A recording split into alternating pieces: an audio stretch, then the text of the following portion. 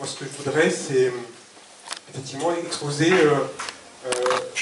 l'état actuel des connaissances les plus récentes en termes de neurosciences.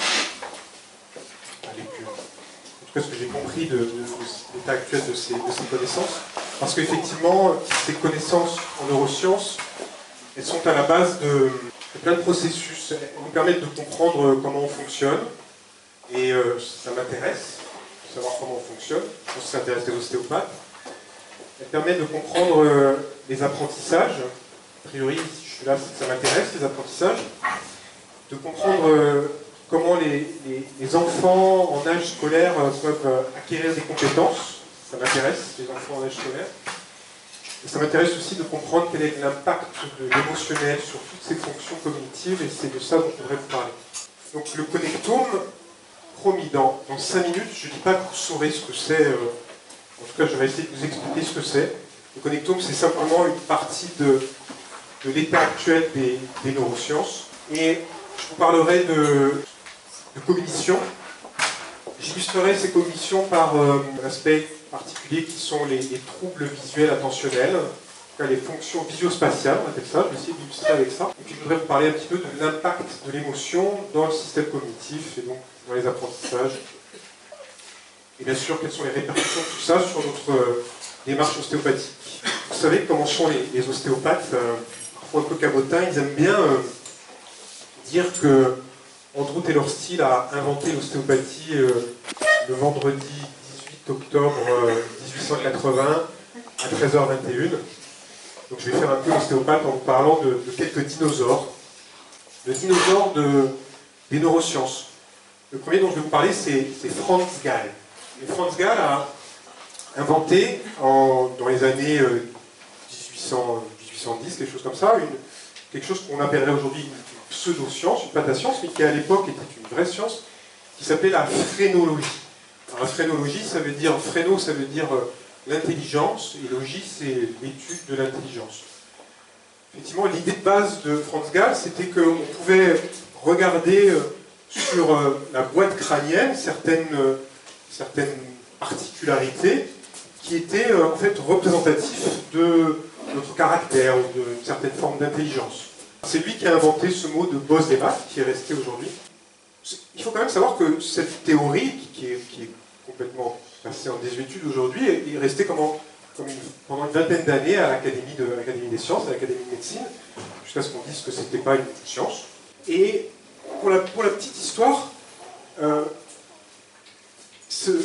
c'est sorti de l'Académie, c'est quand même resté dans les salons parisiens, les salons de Berlin, les salons de Londres, où on s'amusait à mesurer les crânes des gens, on faisait des soirées comme ça, on mesurait les crânes des gens et on disait, toi t'es intelligent, toi t'es moins intelligent, toi tu aimes les maths, toi tu aimes le français, etc., etc.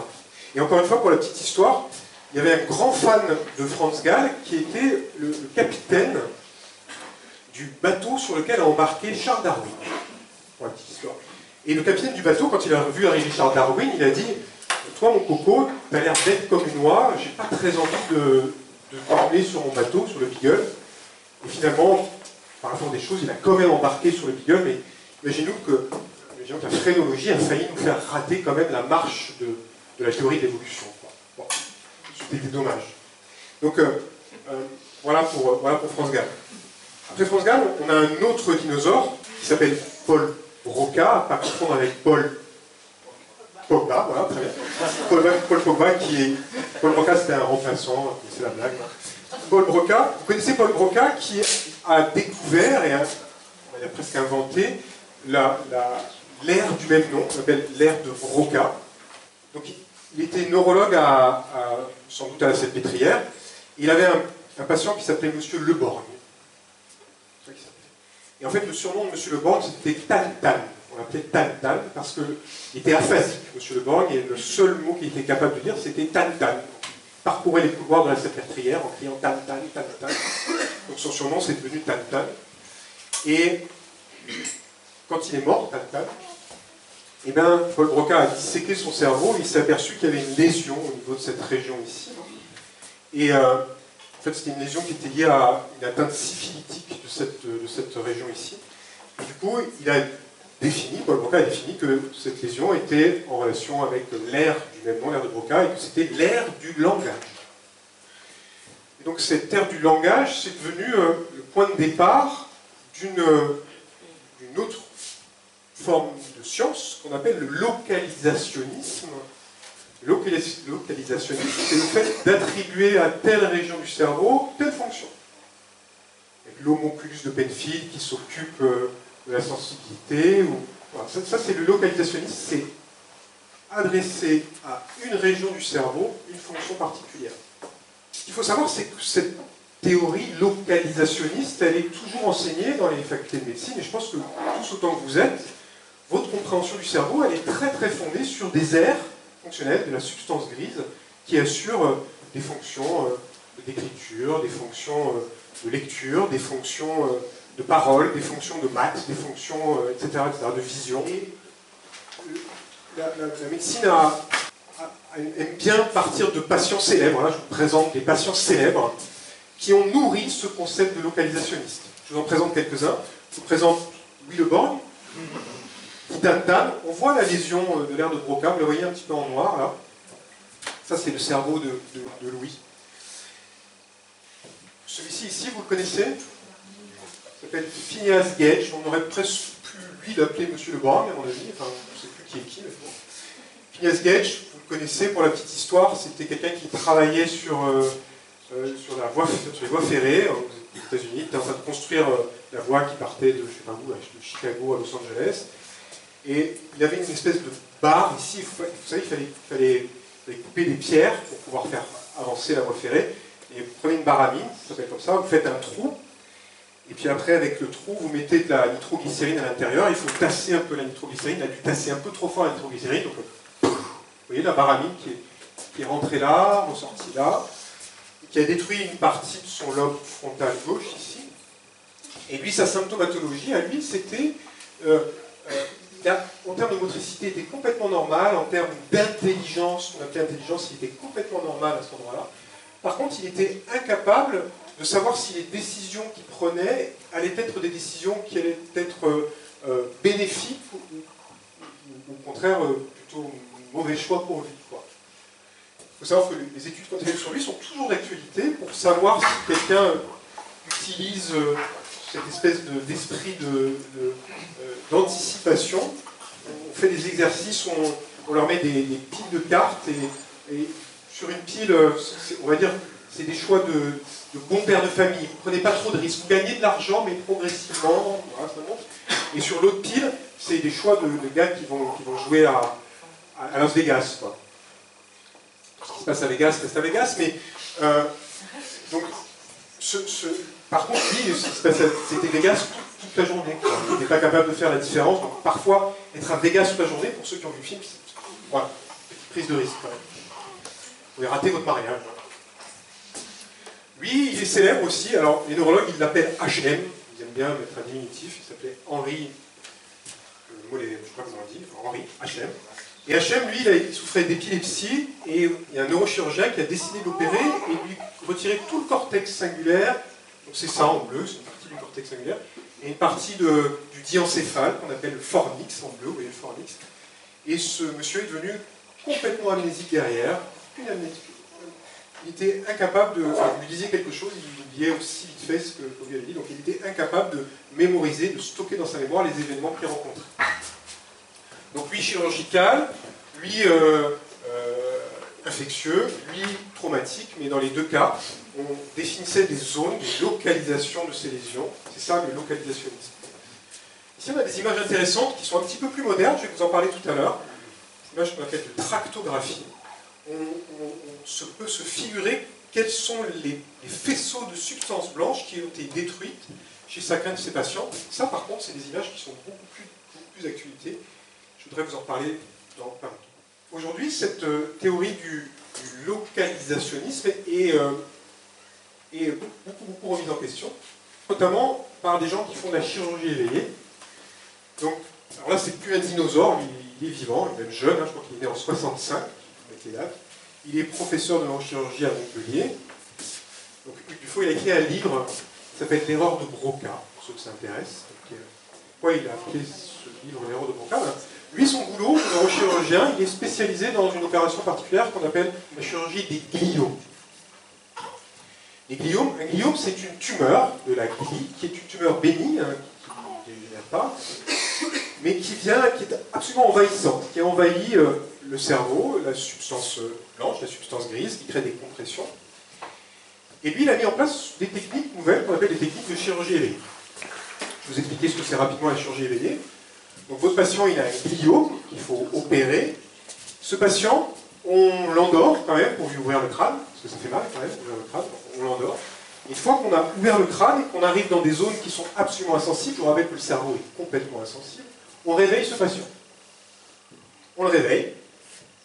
Et là, on va essayer de cartographier son cerveau. Alors, lui, il se fout un peu des airs qu'il y a marqués dans les livres, enfin, il s'y intéresse un petit peu, mais ce qui l'intéresse, c'est plutôt l'aspect fonctionnel de ce patient. C'est pas son côté morphologique, c'est l'aspect fonctionnel. Donc il vient, son objectif, c'est de cartographier pour voir, en fait, à quelle zone correspond quelle zone. Et ce qu'il fait, c'est qu'il vient avec une électrode, il vient, je ne sais pas si vous stimuler le bon mot, parce qu'il vient en tout cas mettre une petite décharge électrique à cet endroit-là du cerveau.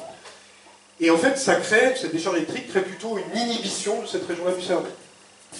Et donc, il va mettre son patient à l'épreuve en fonction des zones qu'il a inhibées, pour savoir si ce patient est toujours capable de répondre à l'épreuve. Par exemple, là, on est probablement sur quelqu'un qui, à mon avis, ça c'est un kiné, là vous voyez le kiné, là vous voyez la patiente qui est endormie, on voit le chirurgien, on voit les mains du chirurgien, donc cette patiente elle est éveillée, et il est probable que le neurochirurgien est en train de travailler sur des zones du cerveau qui sont probablement en rapport avec la motricité. Donc qu'est-ce qu'il fait le chirurgien? Il vient stimuler une zone, la patiente, le kiné demande à la patiente de faire un mouvement, tant que le mouvement va bien, on sait que cette partie-là du cerveau n'est pas fonctionnelle. Par contre, quand la patiente n'est plus capable de bouger, on sait que cette région-là devient fonctionnelle, et là, le chirurgien il se dit, j'arrête, je n'irai pas plus loin pour opérer. Donc il crée cette cartographie en disant, cette zone-là est fonctionnelle, fonctionnelle, fonctionnelle, cette zone-là n'est pas fonctionnelle, je peux la retirer. Et il finit, vous voyez, par retirer le gliome, mais il ne le retire pas parce que morphologiquement, le gliome s'est infiltré à tel ou tel endroit, il retire cette partie-là parce qu'elle est non fonctionnelle. Vous comprenez la différence? Ça a été très très décrié ça. Parce que du coup, il opère des gens qui sont parfois asymptomatiques. Et il y a certains neurochirurgiens qui disaient, mais comment tu peux faire prendre le risque à quelqu'un qui est asymptomatique d'avoir une complication opératoire? Et lui, sa réponse, c'est de dire, moi je préfère opérer la personne quand elle est encore asymptomatique et qu'elle peut avoir un cerveau opérationnel après sa chirurgie, plutôt que d'opérer quelqu'un qui aurait un cerveau qui ne serait plus opérationnel. Donc, ce qui est intéressant pour Dufaux, c'est que Dufaux ça lui est arrivé de retirer la totalité de l'aire de Broca. Et les patients n'étaient pas aphasiques derrière. Donc il s'est dit, c'est pas vrai, l'aire de Broca, elle ne sert pas tant à la parole que ça. En fait, c'est pas tout à fait ça, c'est pas tout à fait une erreur, Broca. Mais quand il y a un gliome qui est envahissant, le cerveau a cette capacité de compenser cette zone-là de faiblesse par d'autres stratégies, d'autres cheminements, qui font que la personne ne perd pas sa fonction de motricité ou de parole dans le cadre de l'aire de Broca. Et ce qui permet à Dufaux de comprendre ça, c'est cette théorie, cette notion de plasticité cérébrale. Je voudrais vous parler maintenant de ce que c'est que la plasticité cérébrale. Petite carte d'identité du neurone, vous savez qu'on a 100 milliards de neurones. Chaque neurone possède à peu près 10 000 connexions. On les compte un peu. Voilà. Il y a certains neurones qui ont même jusqu'à 200 000 connexions par neurone, c'est les neurones du cervelet. Et puis, on a du câblage électrique, là, avec des arborisations terminales. Câblage électrique, 180 000 km de câblage électrique en moyenne chez l'homme. C'est de quoi faire. Ça, c'est ça la carte d'identité du neurone. Et ce neurone, grosso modo, schématiquement, ce neurone, voilà, c'est un corps cellulaire, des dendrites, on appelle ça un axone, et cet axone est en relation ici avec un autre neurone, avec ici deux connexions, qu'on appelle des synapses, vous connaissez ça. Et il y a une théorie qui dit que les neurones qui déchargent ensemble, qui fonctionnent ensemble, s'associent ensemble. En anglais, on dit les neurones, the neuron will fire together, wire together. C'est-à-dire les neurones qui déchargent ensemble, se connectent ensemble, s'associent ensemble. Et donc, en fait, plus le message va passer, plus vous allez avoir de connexions qui vont se mettre en place, avec des mises en place d'arborisation terminale, qui vont être différentes. Et vous voyez que là, dans ce schéma-là, plus il y a du message qui passe, dans les apprentissages par exemple, plus il y a des connexions qui vont se faire. C'est ça la plasticité neuronale. Donc ça, c'est une partie de la plasticité neuronale. Une deuxième partie de la plasticité neuronale, c'est que quand un neurone fonctionne de plus en plus, il devient de plus en plus épais. Aussi la fonction, vous aurez la structure. Il y a un épaississement. C'est logique. Là, il y a plein de neurotransmetteurs qui vont passer pour arriver jusqu'au bouton synaptique. Et plus un neurone va fonctionner, plus il va devenir épais. C'est comme si on se musclait les neurones. Comme un muscle.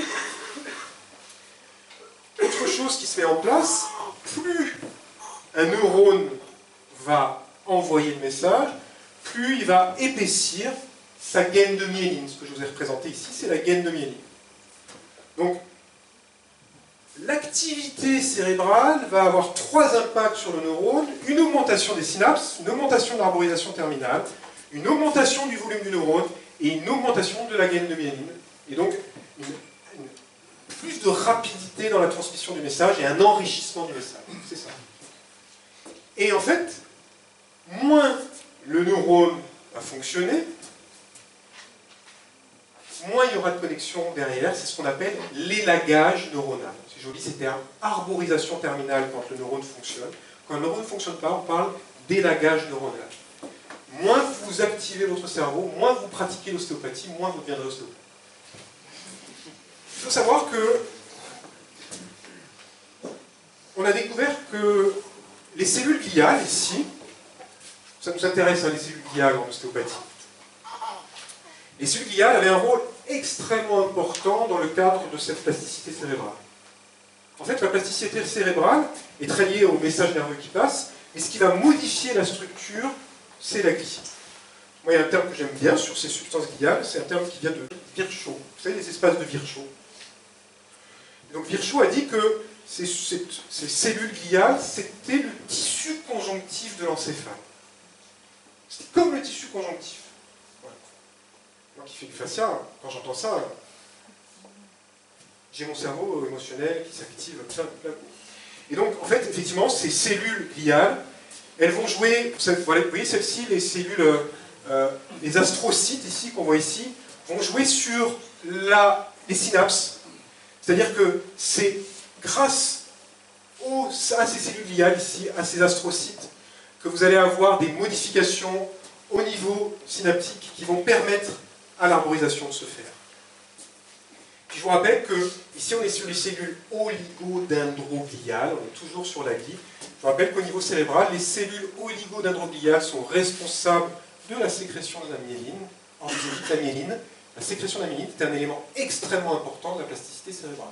Donc là, vous voyez le rôle des cellules gliales dans cette notion de plasticité cérébrale. Ce qui fait qu'on en arrive à ce fameux mot, je vais vous parler dans 30 secondes, ce qui fait qu'au lieu de parler de localisationnisme, c'est-à-dire que quelqu'un qui est en train de parler, il n'est pas que en train d'activer son nerf de Broca. Quelqu'un qui est en train de parler, on s'aperçoit qu'il est en train d'activer tout un réseau neuronal ici, et c'est pas parce qu'il y a une partie ici qui n'est plus fonctionnelle pour telle ou telle raison, que ce réseau neuronal, du fait de la plasticité cérébrale, ne va pas se développer pour maintenir une fonction. C'est en ça qu'on parle de cerveau holistique. Ça doit plaire aux ostéopathes. Et maintenant, je vais vous expliquer pourquoi on parle du mot connectome. Ce mot connectome, en fait, c'est un contre-pied au mot génome. Vous savez ce que c'est que le génome? Vous savez qu'on a analysé toute la génétique, on a séquencé la totalité du génome humain. Et à un moment, on a cru, sur le plan biologique, qu'on était notre génome. Je suis mon génome. Je ne suis que de l'inné. Et en fait, ce que je suis n'est que le fruit de gamètes de mon papa et de ma maman. Alors, c'est important le génome en neurosciences. C'est important dans la plasticité cérébrale. Parce que le génome, il code pour certaines protéines qui vont permettre la migration cellulaire ici.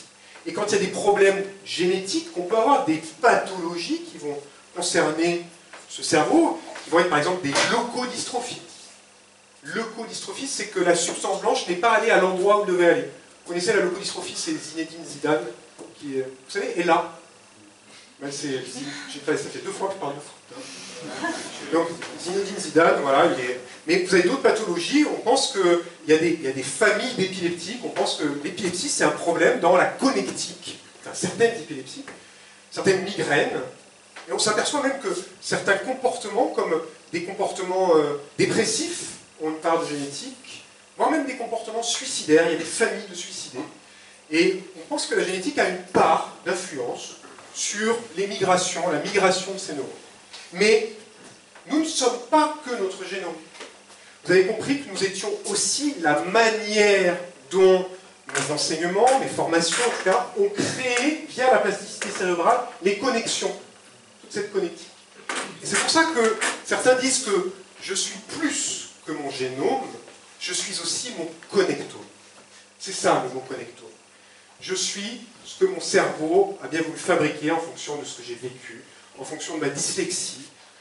Voilà ce que je voulais vous dire sur la plasticité cérébrale. On va continuer. Et maintenant, après vous avoir parlé de plasticité cérébrale, je voulais vous parler un petit peu des derniers acquis scientifiques. Alors, il y a des acquis sur le comportement, on étudie le comportement de mieux en mieux, ce qu'on appelle le behaviorisme, mais il y a aussi un autre aspect qui nous intéresse beaucoup, c'est les énormes progrès de l'imagerie médicale. Il y a eu des progrès absolument phénoménaux en imagerie médicale, qui ont été financés, vous savez, par le plan Alzheimer. C'est Chichi qui a financé le plan Alzheimer. Et ça ne lui a pas beaucoup servi, enfin c'est une autre histoire, c'est pas Alzheimer, mais il s'en souvient plus, de toute façon il s'en souvient plus. Mais en tout cas, il a financé une grande structure qui est à Paris, à Châtenay-Malabry, je crois, et à côté du CEA, qui s'appelle SPIN. Donc SPIN, qui veut dire moelle, enfin moelle épinaire, et dans lequel il y a énormément de recherches en neurosciences, et beaucoup de production. Il faut savoir que les productions scientifiques en termes d'imagerie médicale, il y en a 700 par jour, quoi. Hein. L'ostéopathie, il y en a 700 sur toute l'histoire de l'ostéopathie. Je vais vous parler très rapidement de l'IRM, je ne vais pas vous prendre la tête, mais juste vous expliquer en 2 mots ce que c'est que l'IRM. L'IRM, c'est simple, en fait, on met la personne dans un énorme champ magnétique. On fait modifier ce champ magnétique, et la modification de ce champ magnétique va avoir un impact sur les atomes d'hydrogène, donc sur les molécules d'eau. En fait, la molécule d'eau résonne quand elle est soumise à un changement de champ magnétique, et on est capable d'enregistrer cette résonance, et donc ça me permet après, par un traitement informatique, de mettre en place une IRM qu'on appelle une IRM de type morphologique. Ici, en fait, l'image IRM n'est qu'une image de la concentration en eau de l'encéphale. C'est ça une IRM. Ce que vous voyez là, c'est une image de la concentration en eau. C'est tout. Alors après, voilà, une IRM de belle qualité, hein, on voit la substance grise, la substance blanche. Après, on peut retravailler les IRM. Là, vous avez un travail IRM informatique où on a pris une IRM de nourrissons nés à 26 semaines d'aménorrhée, donc c'est des grands prématurés. On en a analysé à 31, on les a analysés à 31, à 35 semaines. Équivalent. Et on voit ici la différence de conformation du cortex, de l'encéphale. Vous voyez de quelle manière un cerveau de nourrisson évolue entre la 26e semaine d'aménorrhée et la 35e d'aménorrhée. Vous imaginez ce qui se passe chez les prématurés, entre ça, grand prématuré, et ça, un enfant quasi à terme. J'aime bien cette image qui nous fait bien ressentir cette grande immaturité du bébé prématuré. Toujours une IRM, cette fois c'est une IRM de type fonctionnel. Alors, c'est comment ça marche, l'IRM fonctionnel? Eh bien, on s'est aperçu que quand une structure de l'encéphale, par exemple, était plus chargée en oxygène, eh bien, elle envoyait une résonance un petit peu différente. C'est-à-dire qu'on peut après faire des imageries qui nous permettent de voir effectivement quelles sont les zones du cerveau qui sont les mieux oxygénées. Et bien sûr, si ces zones du cerveau sont mieux oxygénées, ça veut dire qu'elles fonctionnent. Et alors, vous voyez comment on fait? Ici, on a projeté une image, donc on est sur quelque chose de visuel qui vient entraîner une stimulation au niveau de l'encéphale, bien sûr, et on enregistre la concentration en oxygène de tel ou tel endroit qui nous permet effectivement de dire, eh bien, quand la personne regarde, eh bien, regardez où son cerveau s'active, c'est ce qu'on appelle de l'IRM fonctionnel. Alors c'est pareil, là on a une IRM fonctionnelle qui est très intéressante, vous voyez qu'elle est chère, vous avez compris pourquoi. Et l'IRM est en relation avec l'IRM fonctionnelle qui nous montre que le dyslexique a une zone de l'encéphale qui ne fonctionne pas par rapport à quelqu'un qui est capable de lire correctement. Pour la petite histoire, cette zone ici qui est en relation avec la capacité de lecture, donc ces deux patients sont en train de lire, lui c'est un normolecteur, vous voyez que cette zone-là est activée. On n'a pas, vous savez, l'écriture c'est 4000 ans d'âge, hein. On n'a pas un cerveau qui en 4000 ans a pu créer des zones de l'écriture. Par contre, on pense que le cerveau humain est vraiment fait pour parler, mais cette notion d'écriture, si ça n'est pas enseigné, eh bien on ne peut pas être capable d'apprendre à lire tout seul. Et il faut savoir, c'est un truc qui est vachement intéressant, ça c'est une théorie qui est assez récente, sur la notion de... Je vais vous expliquer. Ici, on a fait les mêmes études, alors pas sur les singes, on n'a pas demandé aux singes de lire, hein, je vous rassure, mais on a demandé aux singes de regarder certaines lettres, ou certains objets visuels, et on s'est aperçu que cette zone-là chez le singe était très sensible, était très activée, quand on avait des lignes verticales qui se croisaient, qui s'entrecroisaient, etc. Cette zone-là, le singe, il est très sensible. Ça ne va pas activer de la même manière que s'il y a ça, ou s'il y a ça, ou s'il y a ça. Alors, pour le singe, à quoi ça sert, ça? Ça sert à se repérer dans la forêt. Il est capable de reconnaître, tiens, tel arbre, je le connais. Mon nid est situé à... Parce qu'ils habitent dans des nids, hein, et mon nid est à 3 arbres derrière, etc.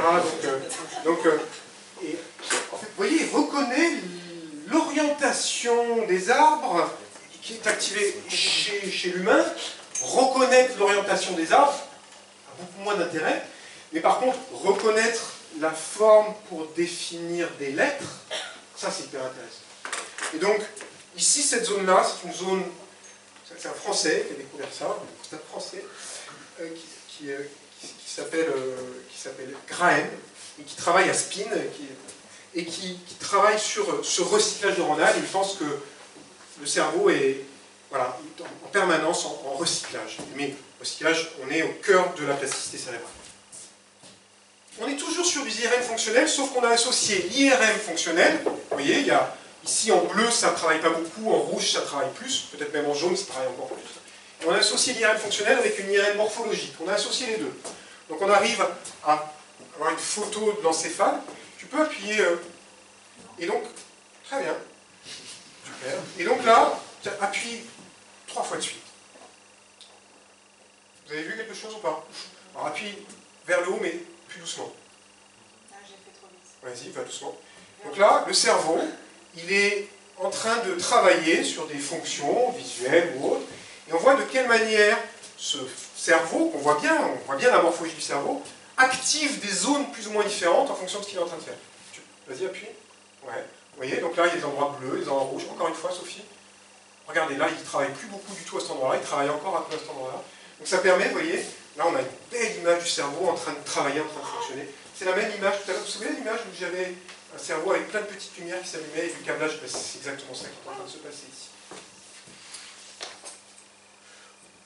Autre découverte qu'on a fait, on s'est aperçu que, toujours pareil, le cerveau, l'eau qui est à l'intérieur du cerveau est soumis à un changement électromagnétique, et on s'est aperçu que cette modification électromagnétique, quand une partie du cerveau était entourée d'une gaine de myéline, eh bien, les molécules d'eau ne vibraient pas de la même manière. C'est un type d'imagerie qu'on appelle imagerie par tenseur de diffusion. C'est comme ça que ça s'appelle, imagerie par tenseur de diffusion. En fait, quand une molécule d'eau est endiguée, on va dire, dans un canal, comme dans un axone, vous voyez, entouré de myéline, eh bien, elle ne va pas vibrer de la même manière. Du coup, si vous avez un axone qui est orienté comme ça, ben, la molécule d'eau va vibrer comme ça, et envoyer son message. Mais si l'axone est orienté d'une autre manière, elle va vibrer plutôt comme ça. Donc du coup, on arrive à mettre en place des images du cerveau, qu'on appelle des images tractographiques. Et en fait, ces images sont des images de la substance blanche. On a mis en place un code couleur ici. Et en fait, le code couleur, tout ce qui est vert, c'est antéro-postérieur. C'est ce qu'on appelle des fibres associatives, c'est des faisceaux associatifs.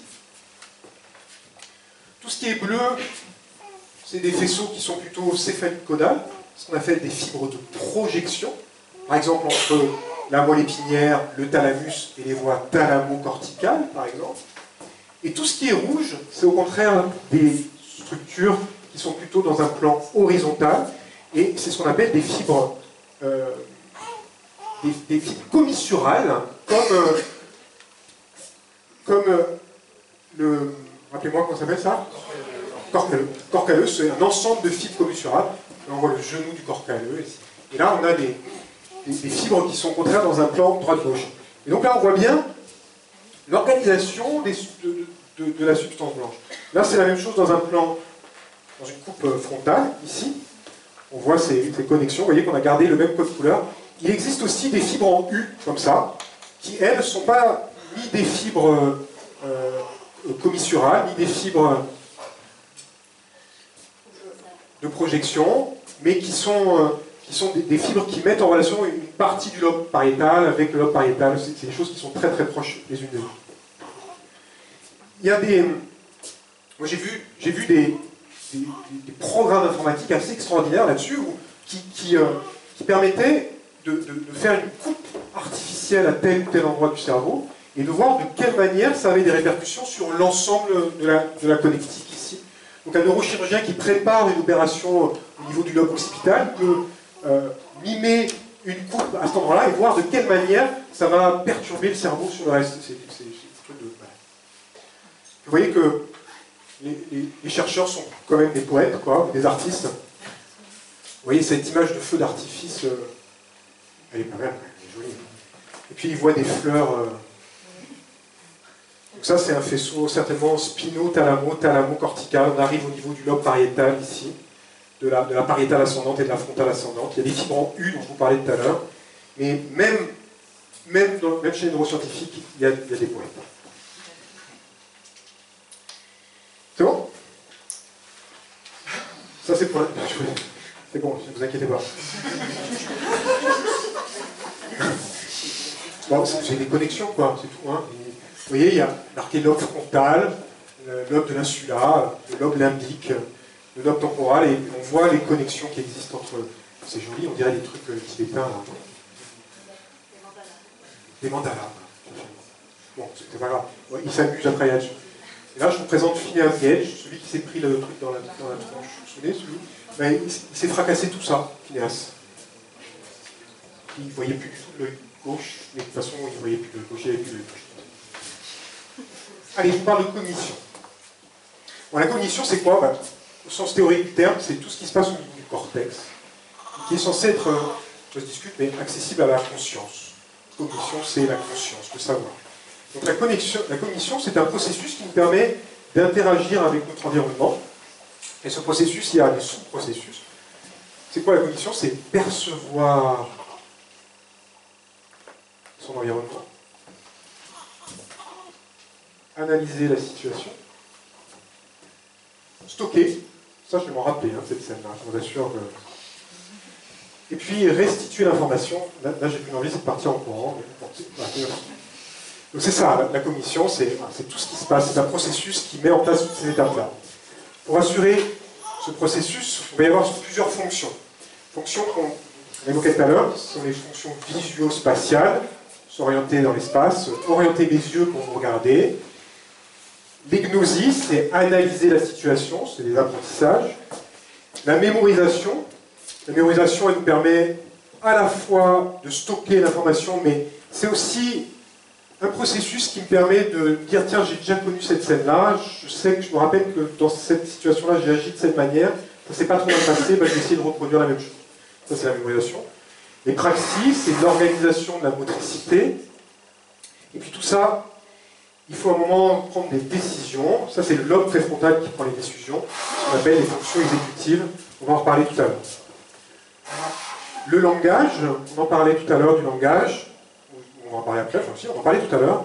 Le langage a cette particularité, c'est que c'est une fonction de langage, mais qui intervient un petit peu à tous les étages, c'est-à-dire percevoir, je perçois les choses, j'ai une petite musique dans la tête qui me dit ce que je suis en train de percevoir.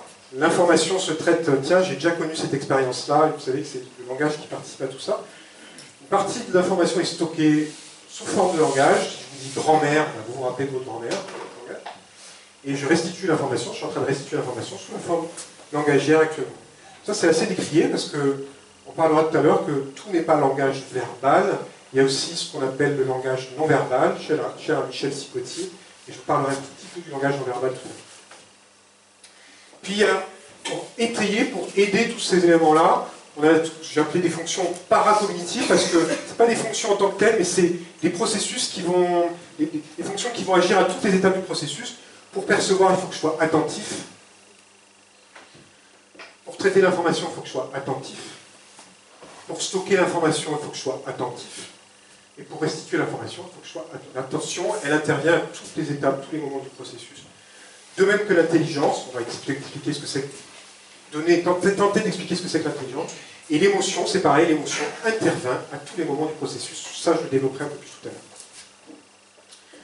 Donc, ce dont on va parler ici, c'est un peu ce cerveau holistique, c'est-à-dire en fonction de telle ou telle partie cognitive, où est-ce que ça se connecte dans le cerveau. C'est ça que je voudrais essayer de vous montrer.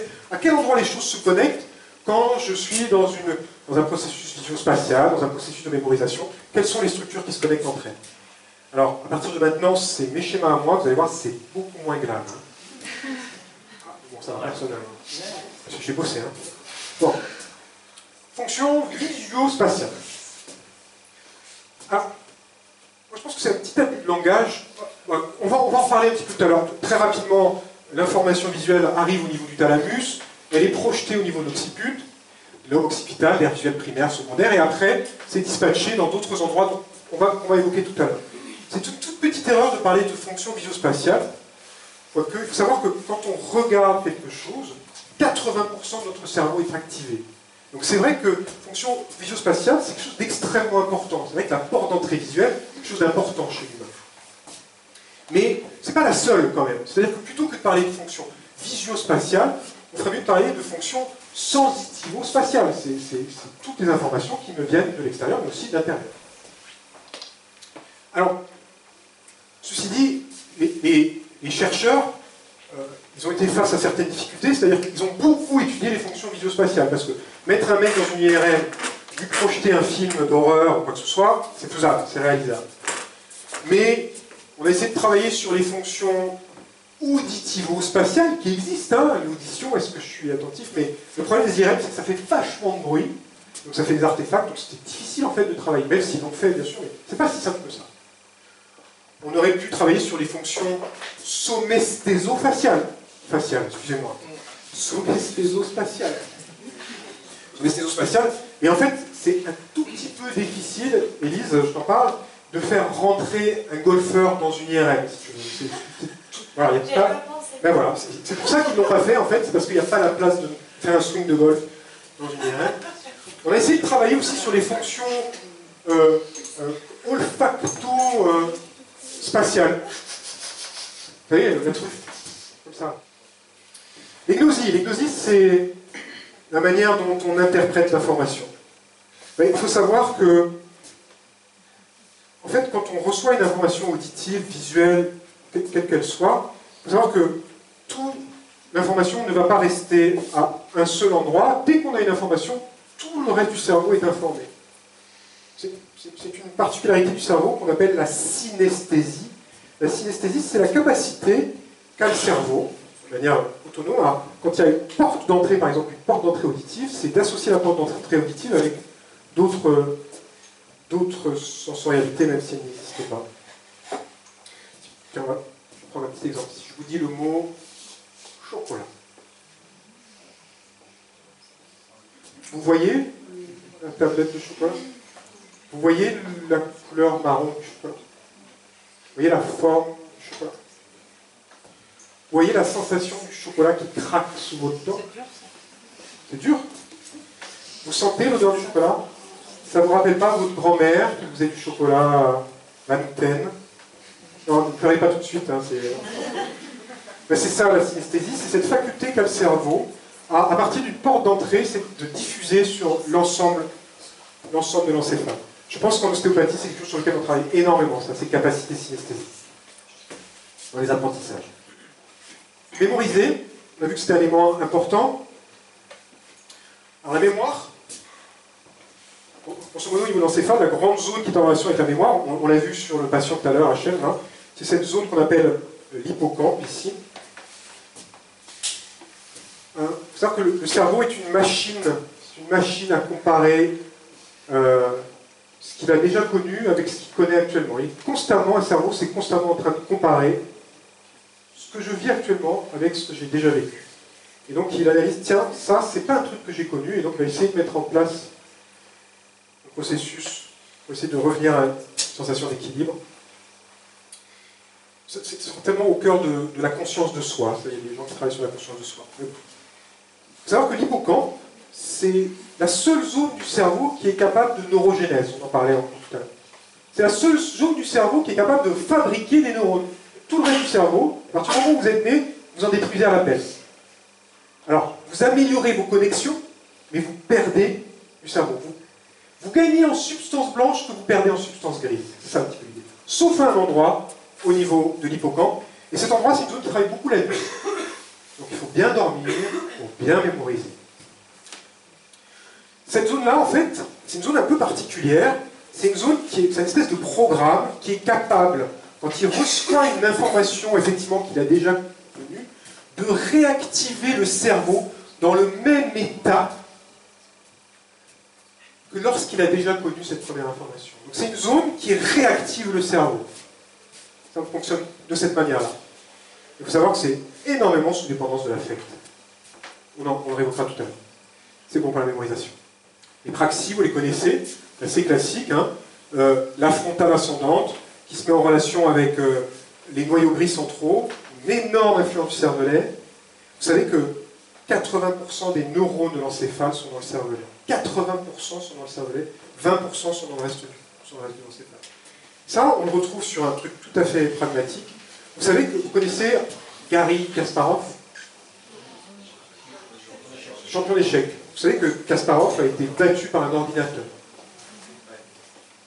Donc ça veut dire que le cerveau préfrontal, le lobe préfrontal, on est capable avec un ordinateur de presque de remplacer le lobe préfrontal. Par contre, on n'a jamais vu un ordinateur, un robot, battre Zinedine Zidane au football, par exemple. C'est pour vous dire à quel point la notion de motricité, de praxis, c'est certainement ce qui, on va dire, ce qui véhicule le plus ce qu'on pourrait appeler une forme d'intelligence, en tout cas de connectivité à l'intérieur du cerveau. C'était un petit clin d'œil sur les gens qui croient que les footballeurs sont tous des nains cérébraux. J'ai pas été footballeur. Là, c'est une tractographie, les images de tout à l'heure, qui nous montre les relations entre le lobe frontal et le lobe pariétal. Et vous voyez la connectique qui se fait avec les noyaux gris centraux, l'influence du cervelet. Et donc on est sur les faisceaux pyramidales ici, si c'est centripète, si c'est centrifuge, ou l'inverse, centrifuge. Si c'est centripète, on serait sur les noyaux spinothalamiques et thalamo-corticaux ici. Ce qui est par contre très intéressant, c'est qu'on est toujours sur de la substance blanche. Là, vous voyez les connexions qui existent finalement entre le lobe frontal, la motricité, les praxis, et puis le lobe pariétal, le sens somesthésique. Et vous voyez les relations très très étroites qui existent entre le lobe frontal et le lobe pariétal. Ça n'étonnera personne, on est vraiment sur la notion de proprioception. Là, sur un swing de golf, il y a plein de choses qui se passent entre sensorialité et motricité. On arrive aux fonctions exécutives, c'est la prise de décision. Quelle est la zone du cerveau qui assure la prise de décision? C'est le lobe préfrontal. Et en fait, le lobe préfrontal, on pourrait dire que c'est le lobe associatif de tous les lobes associatifs. C'est-à-dire que le lobe préfrontal reçoit des informations de tout l'encéphale, et c'est lui qui va faire le tri de toutes ces informations pour décider de ce qu'il a à faire. Donc ce lobe préfrontal, il organise, il planifie, il inhibe, il active, il juge, il évalue, etc. Il est constamment en train de fonctionner comme ça. Et pour ça, ce lobe préfrontal, donc il va se servir de toutes ces informations qui proviennent du reste de l'encéphale. Il va analyser cette situation, et il va l'analyser non seulement au niveau de son cerveau droit, mais aussi de son cerveau gauche. Vous savez que le cerveau droit et le cerveau gauche, ils n'ont pas du tout le même fonctionnement l'un et l'autre. Vous voyez qu'ils s'opposent presque en tout point. Le cerveau gauche, c'est celui où il y a l'écriture, justement, où il y a toutes les fonctions de lecture qui se mettent en place, la parole, le lobe de Broca était effectivement à cet endroit-là. Donc, parce que lui, il organise effectivement la parole, c'est quelque chose qui permet d'organiser, de faire ça de manière séquentielle, d'être rationnel, etc., tous ces éléments-là. Tandis que le lobe droit, lui, il est beaucoup plus avec ses propriétés que je mets ici, mais le problème c'est que ces propriétés-là, c'est difficile de mettre des mots sur ces propriétés-là. C'est pour ça que ce lobe droit, c'est parfois quelque chose qu'on n'écoute pas assez dans son mode de fonctionnement. Ce côté irrationnel, le côté synthétique, finalement un côté qui est très très ostéopathe, hein, global. Moi je pense que les études d'ostéopathie, elles nous réconcilient un peu avec notre cerveau droit. Et celui qui a un mauvais cerveau gauche, il est dyslexique. Celui qui a un cerveau droit, il essaye d'être ostéopathe. Voilà. Rapidement le langage. Donc là on est toujours sur les fonctions cognitives. Le langage c'est quelque chose d'extrêmement complexe. Sachez qu'il y a Noémie Durand, qui est une étudiante qui est sortie l'année dernière, qui nous fera tout un travail sur le langage. Donc ce qu'il faut comprendre sur le langage, c'est qu'il y a des boucles préférentielles qui vont associer cette zone dont je parlais tout à l'heure et qui vont agir. Mais le langage, on a vu que le langage c'était à la fois l'analyse de la situation, donc il y a un langage qui permet de comprendre des éléments qui viennent du visuel, dans la lecture. Ça va réunir des informations qui viennent du système auditif. Dans le langage, et dans le langage parlé, il faut être capable de reconnaître les objets. Il faut qu'il y ait le lobe préfrontal qui décide de est-ce qu'on parle, est-ce qu'on ne parle pas. Puis après, il y a des connexions qui vont se faire avec le lobe frontal dans sa partie postérieure parce que je suis en train d'articuler quelque chose ici. Donc, il se passe quelque chose en termes de motricité. Donc, vous voyez que ce langage, c'est un phénomène assez complexe qui crée une boucle à cet endroit-là et qui est en relation avec plein de zones cérébrales. Vous voyez cette zone, voilà, toutes ces connexions, ce connectome qui existe pour permettre le langage. Là, on est sur le langage parlé, le lobe gauche, mais sachez qu'il existe de la même manière sur le lobe droit des fonctions langagières qui ne sont pas la reconnaissance des mots, mais qui sont tout justement, ce que je vous expliquais tout à l'heure, le langage non verbal, qui sont aussi la prosodie. La prosodie, c'est le rythme du langage, c'est analysé par le cerveau droit. Tout ce qui est le sens de l'humour, c'est sur les non-dits, c'est sur le cerveau droit. Donc, quand vous n'avez qu'un seul cerveau gauche, vous n'avez pas d'humour, vous ne comprenez pas les non-dits, vous parlez de manière complètement monotone. Vous en connaissez des comme ça? Allez, je vous parle de ces fonctions paracognitives, rapidement. L'attention. Donc l'attention, c'est la faculté de cibler notre fonctionnement cérébral sur une seule chose. Et donc vous retrouvez, donc ça participe de tous ces éléments-là ici, et c'est l'analyse, est-ce que je suis capable d'analyser, vraiment d'être attentif à ce qui se passe à tel endroit de mon cerveau, c'est la sélection, c'est le ciblage, l'attention.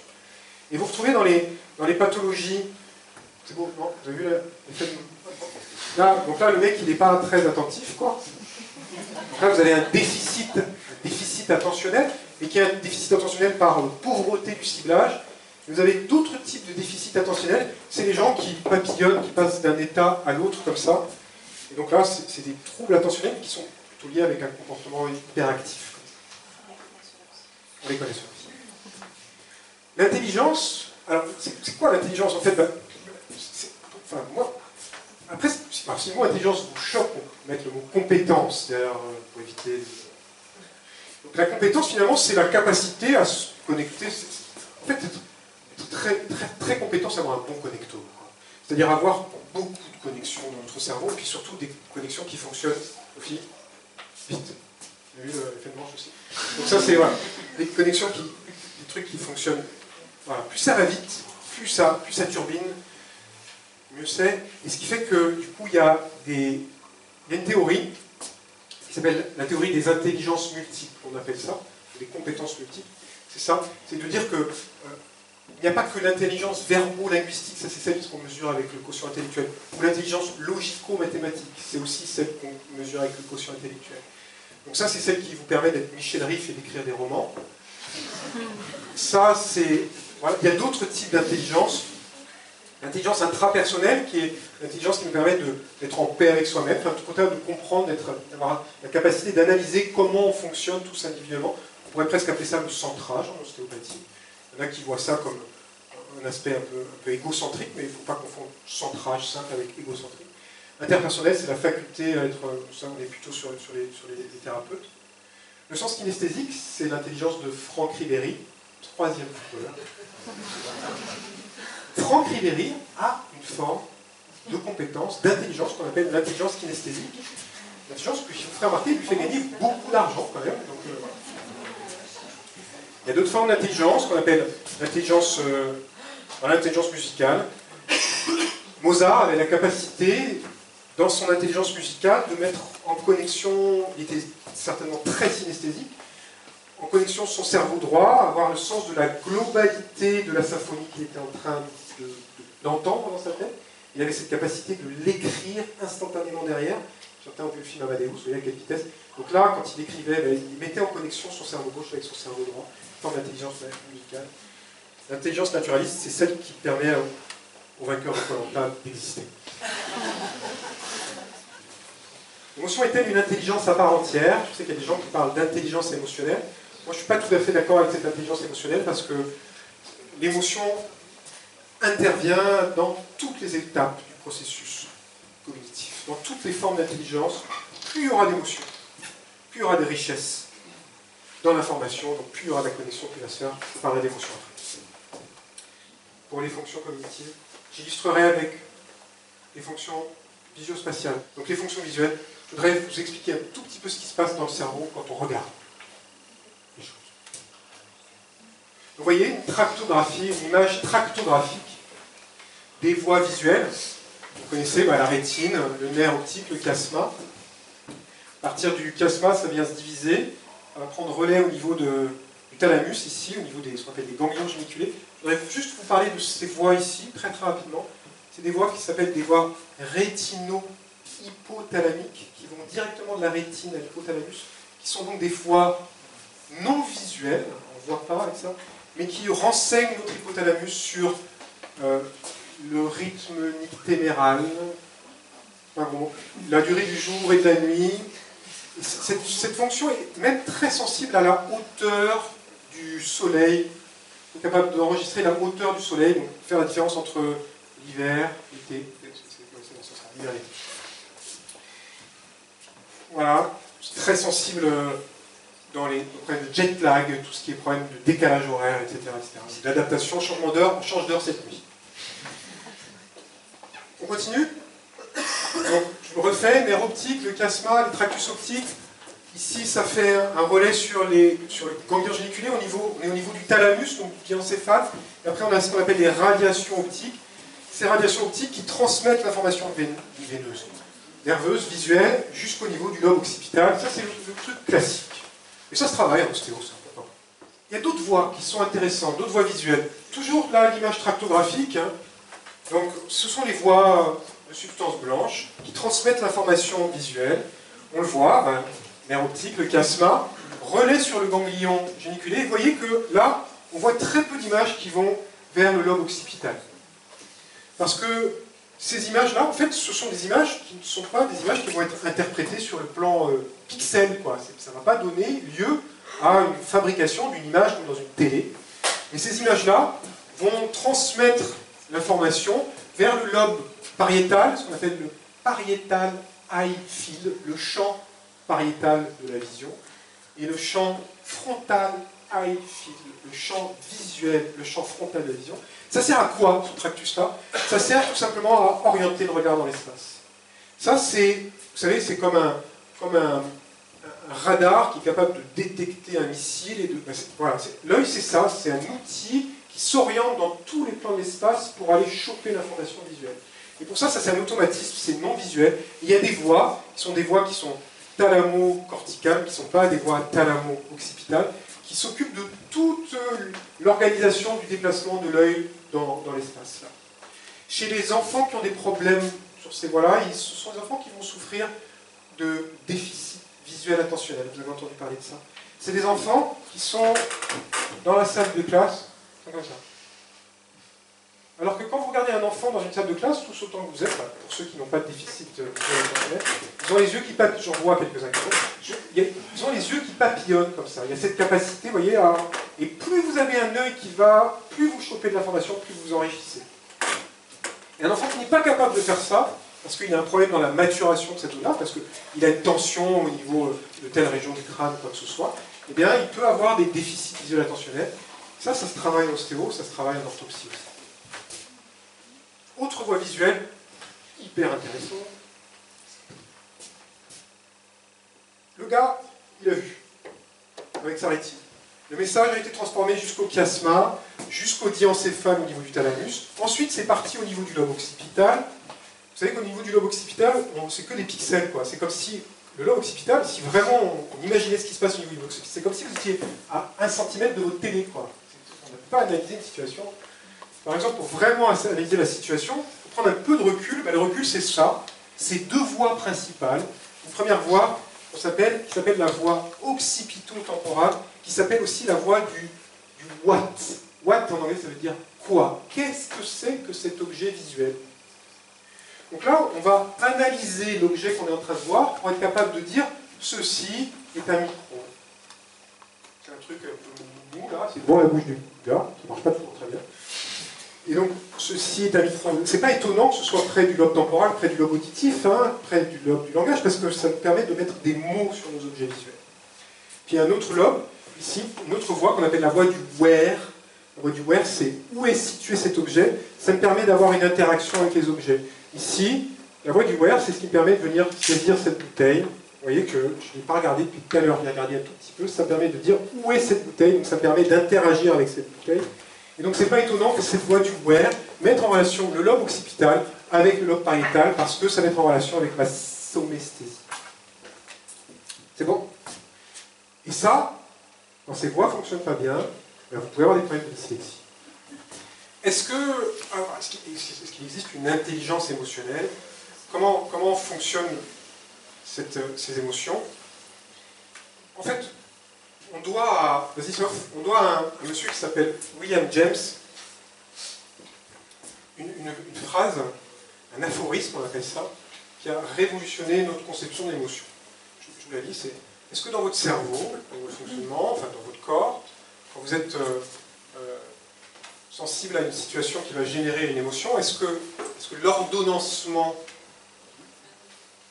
de nos réactions, est-ce que c'est « je vois un ours, j'ai peur et donc je tremble » ou bien est-ce que dans l'ordonnancement des choses, dans l'ordre des choses, c'est « je vois un ours, je tremble et c'est parce que je tremble que j'ai peur ».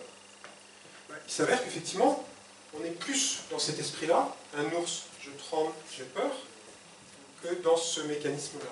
Cette phrase-là, cet aphorisme-là, a mis fin quand même à 250 ans de dualisme de Descartes, parce que pendant 250 ans, Descartes, qui était un grand homme au demeurant, nous a séparé le corps de l'esprit. C'était une erreur phénoménale, parce que l'esprit est en connexion directe avec le corps. Et là, donc, il y a un neuroscientifique qui est actuel, qui s'appelle Antonio Damasio, ceux qui ont dit effectivement que c'était une erreur, que Descartes avait fait une erreur en séparant, en faisant ce dualisme entre le corps et l'esprit. Parce que Damasio, lui, il a mis en place une théorie qui s'appelle la théorie des marqueurs somatiques. Sa théorie, c'est de dire qu'il y a quelque part au niveau de l'encéphale, et notamment au niveau du diencéphale, une zone qui est capable de, d'abord, en fonction de ce qu'on vit, d'entraîner des réactions corporelles, et que ces réactions corporelles qui, une fois analysées par notre cerveau, sont capables de nous dire « je suis en colère », je suis, je ne sais pas ce que ça veut dire, je suis dégoûté, je suis content, je suis triste, etc. Donc il y a une véritable cartographie corporelle de nos émotions. Ça intéresse l'ostéopathe, parce que ça veut dire qu'une émotion, avant d'être un processus cérébral, uniquement avant d'être un sentiment, c'est avant tout un processus somatique, ça se passe dans le corps. Voilà ce qu'on doit à Antonio Damasio, qui a écrit le fameux livre « L'erreur de Descartes ». Tout à l'heure, on avait l'erreur de Broca, là, on est sur l'erreur de Descartes.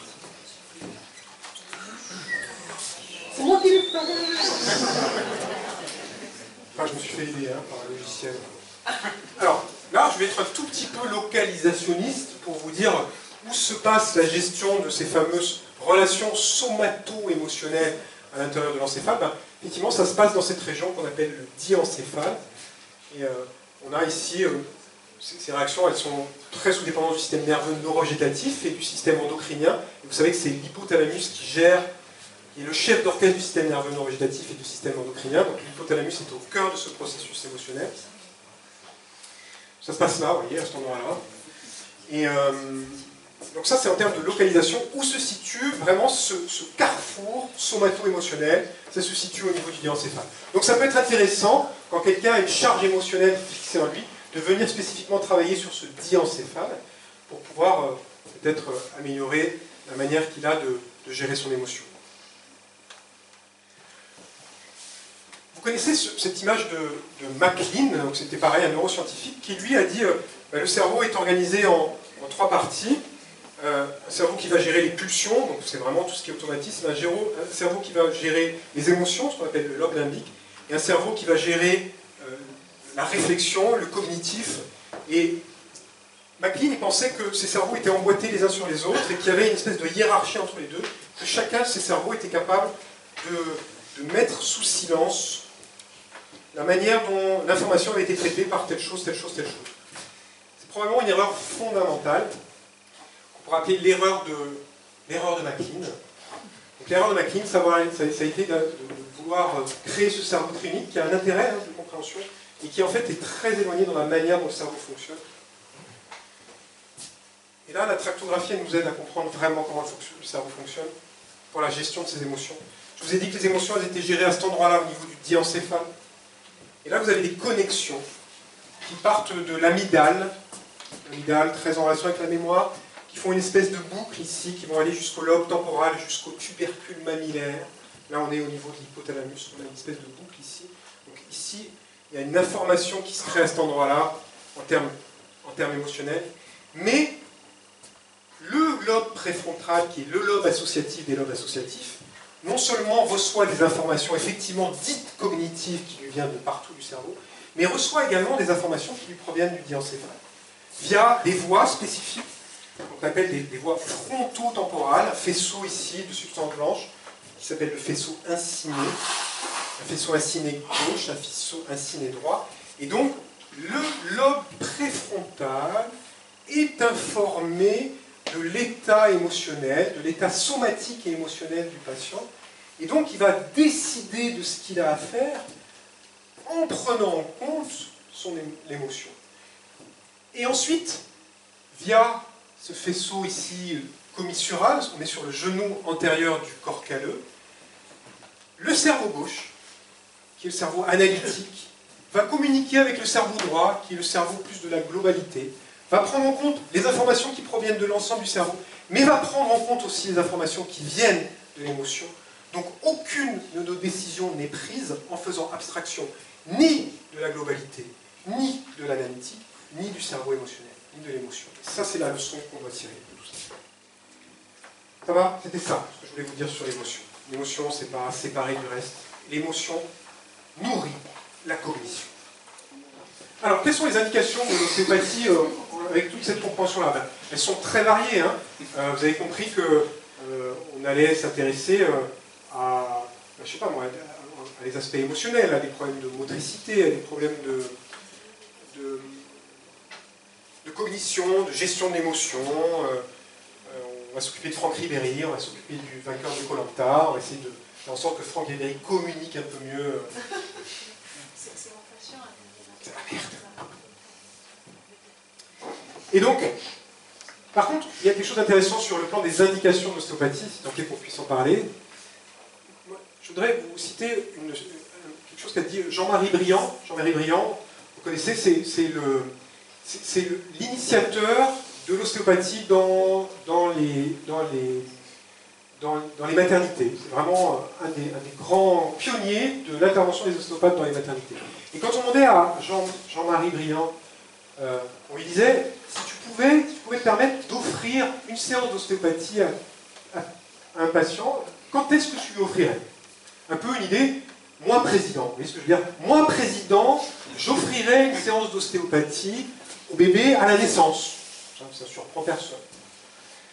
Après, il disait, moi, j'offrirais même 3 séances d'ostéopathie. Une à la naissance, une à 1 an. On sait que c'était important, 1 an en termes de... Et puis il disait, de manière très jolie, et puis j'offrirais une séance d'ostéopathie à sa maman pendant que le bébé est dans le ventre. C'est joli, non?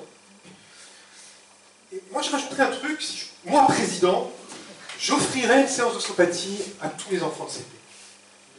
Le CP, 6 ans. Pourquoi? Parce que 6 ans, c'est quand même un âge assez extraordinaire, hein, 6-7 ans, entrer au CP. Parce que vous avez vu l'explosion cognitive que c'est un enfant qui rentre au CP, en termes d'apprentissage. Apprentissage, on n'est pas sur l'apprentissage de la propreté, on est sur l'apprentissage un peu plus élaboré. Apprentissage des maths, apprentissage de la lecture, apprentissage de la vie en société, putain, c'est balèze. Et on a des arguments neuroscientifiques pour dire pourquoi on s'occuperait de ces enfants-là. Cette image-là, c'est une image qui permet de comprendre la manière dont se myélinise le cerveau. Tout ce que vous voyez en bleu, plus c'est bleu, plus il y a de substance blanche par rapport à la substance grise. Et vous voyez comment se myélinise le cerveau. Ça, c'est entre la naissance et 12 ans. Mais on voit vraiment cette espèce de coulée myélinique, ici, si je puis l'appeler ainsi, qui se fait au niveau des praxies et des gnosies. On voit cette coulée myélinique qui vient du lobe occipital et du lobe temporal, qui permet de donner de la signification à ce qu'on voit. Et bien sûr, on voit cette espèce d'envahissement myélinique ici, qui vient du cortex préfrontal, ce lobe associatif des lobes associatifs. Et on comprend à quel point ce cerveau de 6-7 ans se met en fonctionnement, l'âge de raison. Même image ici, on voit le taux de myélinisation en fonction de l'âge. Regardez le taux de myélinisation vers 6 ans, c'est là 6 ans. 6 ans, on est au top de la myélinisation. Alors bien sûr, vous me direz que c'est très intéressant d'intervenir avant, bien évidemment, mais je pense qu'il ne faut pas louper cette barrière des 6 ans ici. Ça, c'était pour les grandes indications, et c'est le sujet, en fait, de ce postgrad dont on parlait tout à l'heure. L'enfant cognitif, pour moi, c'est tous ces patients qui viennent nous voir à 6 ans, qui ont des problèmes dans l'apprentissage de la lecture, dans la motricité, dans la gestion de leurs émotions, ou dans l'équilibre entre leur cerveau gauche et leur cerveau droit, et on travaille là-dessus. Méthodologie, qu'est-ce qu'on peut faire en ostéopathie? On peut faire, il y a plein de techniques différentes que j'ai rassemblées un petit peu ici. Il y a une méthodologie qui est très sutherlandienne, hein, page 272 de Magoun. On disait à dyslexie, traiter la petite aile gauche du sphénoïde parce qu'elle est en relation avec l'aire de Broca. Ça fait un peu localisationniste, hein, je ne sais pas ce que vous en pensez, mais c'est pas très holistique, hein, cette affaire-là. Il y a d'autres manières de traiter. Alain Auberville propose de traiter la motilité d'encéphale, c'est-à-dire la mise en place embryologique, un petit peu, vous savez, l'image qu'on a vue, l'image IRM qu'on a vue tout à l'heure, on voyait la mise en place du cerveau à 26 semaines, etc. Effectivement, il y a une mise en place, il y a une motilité embryonnaire, et Alain propose de traiter, alors je vais peut-être me tromper, mais la première piqûre en traitant le diencéphale, la troisième piqûre en traitant le tronc cérébral. Il propose aussi de traiter le cortex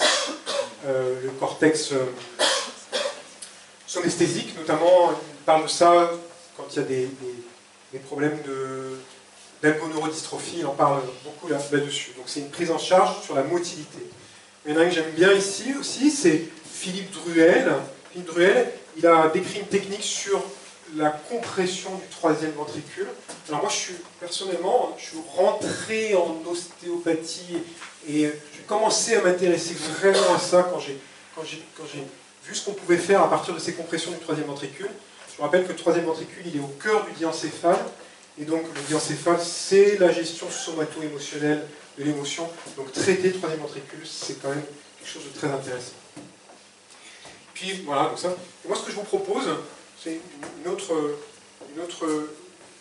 abord, une autre vision. J'en parle en 2 mots. Moi, j'ai essayé d'appliquer à l'encéphale un peu les recettes que j'ai mis en place au niveau du fascia, au niveau de l'organisation du fascia, avec comme principe qui est de dire que le crâne osseux, l'indurmère, et même, on l'a entendu tout à l'heure, la substance gliale, est quasiment un tissu conjonctif comme un autre. Donc si c'est un tissu conjonctif, il est accessible à la main de l'ostéopathe. C'est pour ça qu'il faut essayer d'avoir une vision tridimensionnelle, vraiment en 3D. Tu peux passer Donc, une vision tridimensionnelle de cet encéphale. Moi, quand je pose les mains sur un encéphale, j'essaye d'avoir cette vision tridimensionnelle ici. Et ce que j'ai appliqué au fascia, tu peux passer, c'est une espèce d'organisation en sous-région. Donc, j'aborde le crâne dans sa globalité, mais pour analyser mes sensations, je divise l'encéphale en sous-régions ici, plusieurs sous-régions qui finalement vont correspondre, vous voyez, à plusieurs zones, c'est pas étonnant, le lobe frontal, le lobe pariétal, le lobe occipital, le lobe temporal. Tu peux... Et voilà cette manière dont j'organise ma pensée. Vous voyez, c'est comme des espèces de petites balles de ping-pong qui me permettent de dire, là je suis sur le tronc cérébral, là je suis sur le cervelet, là je suis sur le lobe temporal, les lobes temporaux, là je suis sur le diencéphale, là je mets en place les lobes frontaux, les lobes pariétaux, les lobes occipitaux. Donc cette manière d'organiser, de structurer ma pensée me permet de définir où se situe la restriction de mobilité. Et une fois que j'ai défini où se situe la restriction de mobilité, je mets en place des techniques faciales adaptées au crâne. L'objectif, c'est de mettre en place des techniques d'équilibration, échange réciproque. J'essaye de mettre en place des techniques qui vont me permettre de recréer de l'harmonie sur ce diencéphale ou sur la relation qui existe entre, je ne sais pas moi, le lobe occipital et le lobe pariétal, ou la relation qui existe entre le lobe frontal et le lobe pariétal en fonction aussi de la symptomatologie. Je voudrais rajouter un dernier mot, Sophie. Évidemment que je crois beaucoup à la relation structure-fonction ici. C'est vrai que, franchement, un enfant qui a du mal à gérer ses émotions, si je trouve une dysfonction dans la relation qui existe entre le diencéphale et le lobe frontal, je serais content, puisqu'on est vraiment dans la manière de gérer les émotions. Mais en fait, on s'aperçoit dans la pratique que le cerveau trouve parfois ses organisations comme il veut. Et j'ai un enfant de 6 ans qui peut venir me voir parce qu'il a des troubles de gestion de ses émotions. Et finalement, je ne vais absolument pas travailler sur cette relation fronto-diencéphalique, mais peut-être travailler sur la relation occipito-pariétale, parce que peut-être que cet enfant, s'il manifeste ce tel dysfonctionnement, c'est peut-être parce qu'il a organisé quelque chose autrement ailleurs. Donc, je crois beaucoup à ce cerveau holistique qui se réorganise un peu comme il veut. Ça ne m'étonne pas, au même titre qu'un bébé, quand vous traitez un bébé, il peut venir pour des problèmes de colique, et jamais vous mettrez les mains sur le côlon, parce que finalement la problématique vient d'ailleurs et il s'organise un petit peu différemment.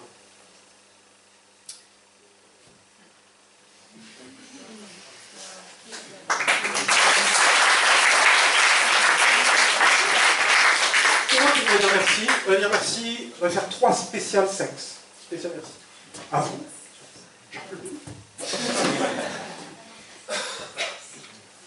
À ma Sophie, qui met une énergie phénoménale dans l'organisation des postgrades et qui m'a donné envie.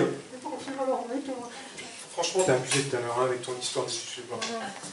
Et puis un merci à ce monsieur là-bas qui dessine mes folies. C'est un peu comme tel. Et ce que j'aime, c'est qu'il met beaucoup de folie pour dessiner mes folies. Merci.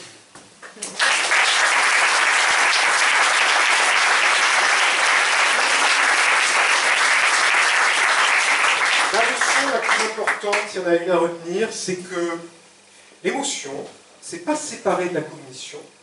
L'émotion, c'est le sucre et le sel de notre cognition. Sans l'émotion, la cognition serait bien fade.